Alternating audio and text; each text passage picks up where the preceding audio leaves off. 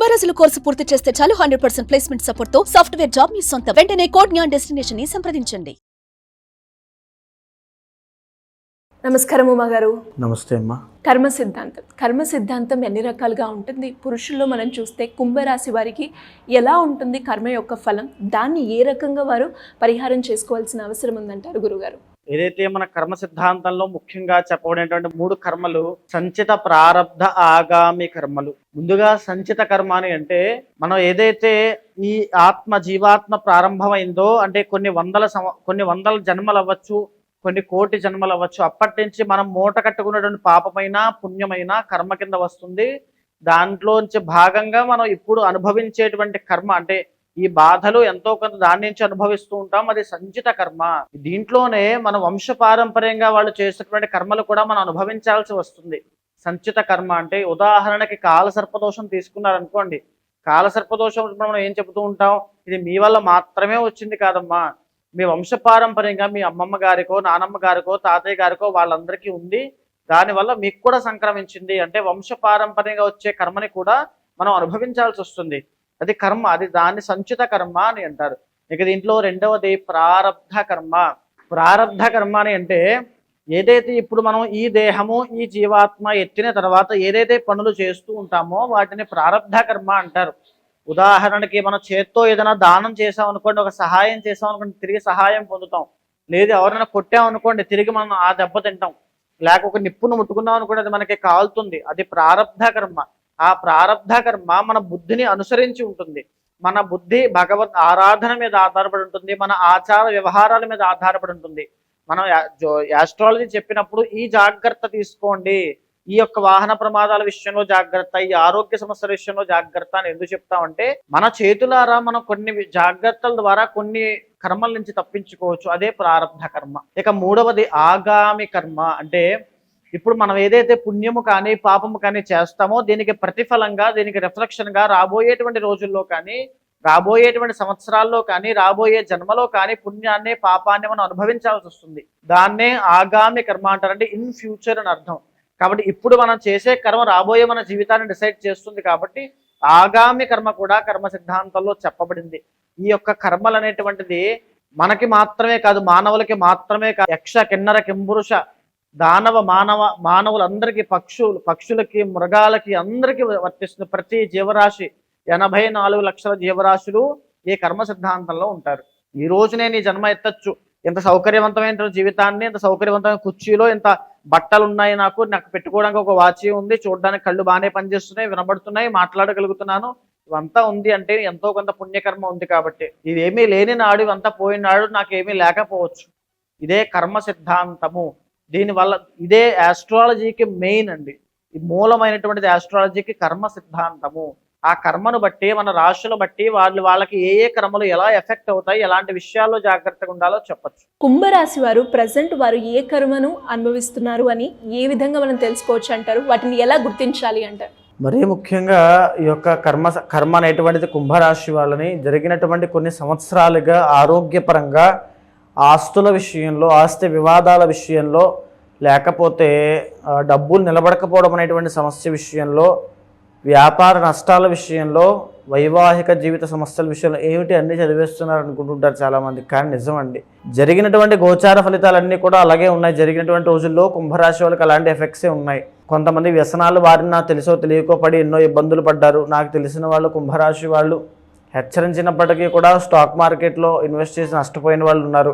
ఆరోగ్యపరంగా శ్రద్ధ తీసుకోకుండా ఇంజురీస్, అదే యొక్క సర్జరీస్ వరకు వెళ్ళిన వాళ్ళు చాలామంది ఉన్నారు. కుంభరాశి వాళ్ళకి ఆ ఎఫెక్ట్ ఉంది. ఆ సంచిత కర్మ అనేటువంటిది నిజంగానే ఉంది. దాన్ని ఇప్పటికైనా, ఎందుకంటే ఇంకా వాళ్ళకి అయిపోలేదు, ఇంకా ఒక 2.5 years పాటు ఖచ్చితంగా ఉంది ఏలినాడు శని. సో ఏంటంటే ఆరోగ్యం పట్ల ప్రత్యేకమైన శ్రద్ధ తీసుకోకపోయినా, ఆర్థిక లావాదేవీల విషయంలో ఒక ప్రత్యేకమైన శ్రద్ధ తీసుకోకపోయినా, లేకపోతే ఆర్థిక విషయాల్లో దాని ఫైనాన్షియల్ మేనేజ్మెంట్ చూసుకోకపోతే, ఎవరి దగ్గర ఎంత అప్పు చేస్తున్నారు, దేనికి అప్పు చేస్తున్నారు, అప్పు చేయాల్సిన అవసరం ఏమిటి, అసలు ఖర్చు పెట్టాల్సిన అవసరం ఏంటి, దాన్ని ప్రతిదీ కూడా కూలంకషంగా చూసుకోకపోతే, చర్చించుకుని ఆలోచించుకొని దిగకపోతే కంప్లీట్గా పీకల లోతు దాకా అప్పులో మునిగిపోతారు. ఈ మాట వాస్తవం కావాలని చూసుకోండి. అదేవిధంగా కుంభరాశి వాళ్ళకి కుటుంబపరమైనటువంటి సమస్యలు, తగాదాలు, అంటే ఆస్తి కూడా అమ్మేసేటువంటిది, ఆస్తి అమ్మి అంటే ఈ స్థాయిలో ఉన్నటువంటి వాళ్ళు కంప్లీట్గా కింద పడిపోయేటువంటి స్థాయికి కుంభరాశి వాళ్ళు రాబోతున్నారు. బికాజ్ లాస్ట్ ఫేజ్ ఆఫ్ ఏలినాడు శని కదా, పాదాల మీద ఫోకస్ చేస్తుంది. పాదాలను అంటే ఇంకా కంప్లీట్గా వాళ్ళ యొక్క స్థాయి కిందకు వచ్చేస్తుంది. అంటే అన్ని విషయాల్లోనూ వీళ్ళకి ఏదో ఒక ఇబ్బంది కనబడుతూనే ఉంటుంది. బికాజ్ సెకండ్ హౌస్లో శని, మాట్లాడేటువంటి మాట విషయంలో చాలా జాగ్రత్తగా ఉండాలి, డబ్బుల విషయంలో చాలా జాగ్రత్తగా ఉండాలి, తల్లిదండ్రుల ఆరోగ్యాన్ని చాలా ప్రత్యేకమైన శ్రద్ధ పెట్టి చూసుకోవాలి. వైవాహిక జీవితంలో ఎంటర్ అయిన తర్వాత అత్తగారు మామగారితో తగువులు రాకుండా చూసుకోవాలి, అత్తగారు సపోర్ట్ ఉండేలా చూసుకోవాలి కుంభరాశి వాళ్ళు రాబోయేటువంటి రోజులన్నీ కూడా. అదేవిధంగా మరీ ముఖ్యంగా మోకాళ్ళ నొప్పులు కానీ, వాపులు కానీ, కీళ్ళ వాతం పెరగకుండా, లేకపోతే పాదాలకు సంబంధించిన నరాలు అంటే సయాటికా అవ్వచ్చు, వెరికోస్ వెయిన్స్ అవ్వచ్చు, వీటికి సంబంధించిన ఇబ్బందులు రాకుండా ప్రత్యేకమైన శ్రద్ధలు తీసుకోవాలి. ఇదే విధంగా కుంభరాశి వారికి మరీ ముఖ్యంగా 6th లార్డ్ చంద్రుడు అవుతాడు కాబట్టి గ్యాస్ట్రిక్ సమస్యలు కానీ, ఇండైజెషన్ కానీ, లేకపోతే ఎసిడిటీ కానీ ఎన్నో సమస్యల విషయంలో ఇబ్బంది పడేది ఉంది.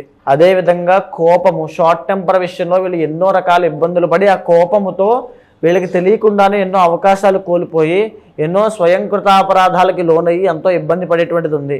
ఆ విషయంలో ఇబ్బంది పడకుండా చూసుకోవాలి. అదేవిధంగా 8th లార్డ్ బుధుడు అవుతాడు కాబట్టి బంధువుల దగ్గర నుంచి ఆర్థిక నష్టాలు కలుగుతాయి. ఆ విషయంలో కూడా ప్రత్యేకమైన శ్రద్ధ వహించాలి. కర్మ అనేటువంటిది ఖచ్చితంగా వెంటాడుతూ వస్తుంది, ఇబ్బంది పెట్టడానికే చూస్తుంది. కర్మ మీరు అనుభవించేంత వరకు వదలదు. కానీ ఎప్పుడైతే భక్తి శ్రద్ధలతో మనసా వాచ కర్మను మనం ఆచరిస్తామో అక్కడి నుంచి మనం చేసిన కర్మ ఖచ్చితంగా ఉపశమనం కలుగుతుంది, కర్మానుభవం తగ్గుతుంది. దానివల్ల ఎక్కడో అంటే ఒక పెద్ద భారము ఏదైతే మనం భరించలేని భారంగా ఉండేటువంటి సమస్య కూడా చిన్నగా మనకు అనిపిస్తుంది. మనం చాకచక్యంగా వాటిని దాటేస్తాం. ఇది ఇలా జరగాలంటే భగవద్ అనుగ్రహం ఖచ్చితంగా కావాలి. దానికోసము ప్రతి నిత్యము కుంభరాశి వాళ్ళు సుందరకాండ పారాయణ చేయాలి. సుందరకాండ కనుక ప్రతిరోజు పారాయణ చేస్తే, లేదా ప్రతి వారము ప్రతి మాసము పారాయణ చేస్తూ ఉంటే ఏలినాటి శని దోషం ఇబ్బంది పెట్టదు.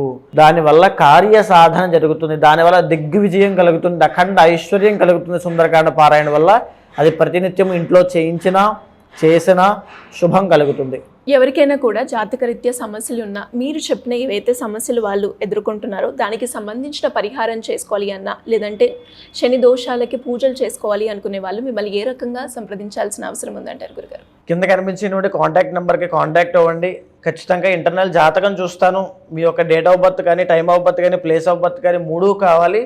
అది ఉన్న తర్వాత గోచార గ్రహచారాల సమన్వయం చేసుకున్న తర్వాత, మీతో మాట్లాడిన తర్వాత, మీ ప్రాబ్లం ఏంటో విన్న తర్వాత, మీ కోరిక ఏంటో తెలుసుకున్న తర్వాత అది అవుతుందా లేదో తెలుసుకుని అయ్యే ఛాన్సులు ఏమాత్రం ఉండి ఏదైనా దోషాలు అంటుంటే ఏ పూజ అయినా, ఏ యాగమైనా, ఏది చేస్తే మంచి జరుగుతుందో చూసి అది చేయిస్తాను, అది జరిగేలా చూస్తాను. వీటికి శ్రీగారు ఫిబ్రవరి 26వ తారీఖు అంటే కొన్ని ప్రత్యేకమైన తిథులు కానీ, ముహూర్తాలు కానీ, రోజులు కానీ ఎందుచేత అంత విశేషంగా చెప్పబడ్డాయి అని అంటే వాటికి ఆ విలువ ఉంటుంది. ఉదాహరణకి గురు పుష్యమి ఆదివారం లాంటివి ఎన్నో.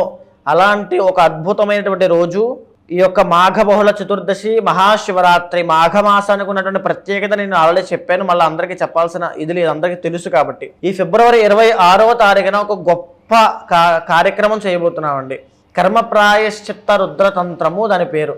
అంటే ఎవరైనా ఏ కర్మల వల్ల ఇబ్బంది పడుతున్నప్పటికీ కూడా వాటిని ప్రాయశ్చిత్తం చేసుకోవడం కోసం భక్తిపూర్వకంగా స్వామిని అర్చించి సేవించి తరించడమే కర్మ ప్రాయశ్చిత్త రుద్రతంత్రానికి ఒక ముఖ్య ఉద్దేశ్యము. ఎవరైతే ఈ కార్యక్రమంలో పాల్గొంటారో 26వ తారీఖు సాయంత్రము అంటే ఆ సంధ్యావేళ మొదలవుతుంది.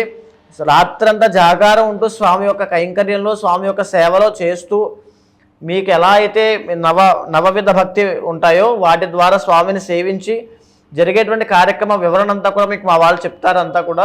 దాంట్లో పాల్గొన్న వాళ్ళకి ఎలాంటి సమస్యలు ఉన్నా సరిగారు, జాతక దోషాలు, వార ఫలితాలు, మాస ఫలితాలు, ఇంటర్నల్ జాతక దోషాలు ప్రతిదీ కూడా ఏకకాలంలో తొలగిపోతాయి.